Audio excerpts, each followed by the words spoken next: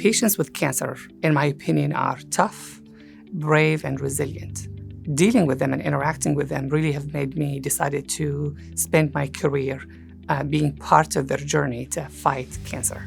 Oftentimes, actually, patients come to me and they say, I've been told I have 3 to 6 months to live.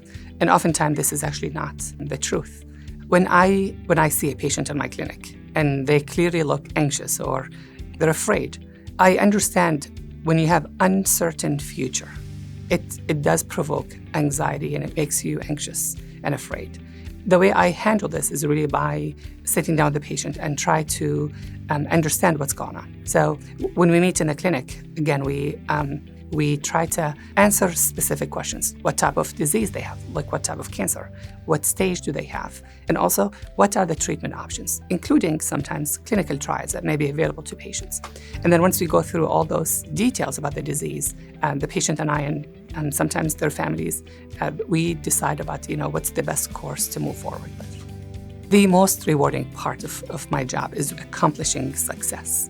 And success is defined differently by different patients. For a patient to be with his daughter on her wedding or to welcome a new grandson or granddaughter. And even for all patients, it's the quality of life. Every time I meet with a patient, it's really defining those goals that we need to accomplish. And then once we set expectations, our goal would be to really meet those expectations or even to exceed those expectations. And to me, that's a success. When patients are diagnosed with cancer, obviously their opportunities to do better in 2023 is much better than it was in 2013 or 2012. And I expect this would even get better over time. I expect more technologies would develop. Artificial intelligence will likely become part of what we do in the future. And also more drugs are being developed and being studied in clinical trials. So the future is bright. To me, it's really very rewarding and priceless sense of accomplishment, especially when you apply new science that has not been there before. I have few patients on my clinic that we have adopted treatment and strategies of treating them that is relatively new or have been established before. And actually we've accomplished terrific outcomes that the patient are very happy about. And we felt very rewarded for accomplishing those outcomes. One time I heard that what defines a person is what keeps them up at night, right?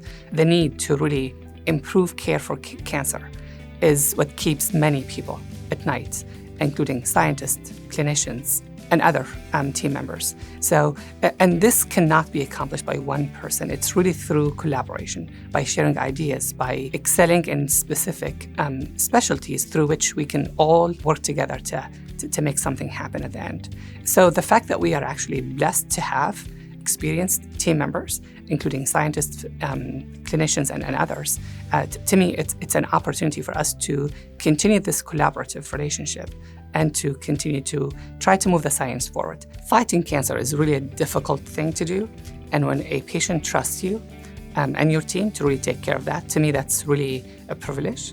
I take this very seriously, and I try to really do what I can to provide hope and also to accomplish a cure. To me, that's the ultimate success.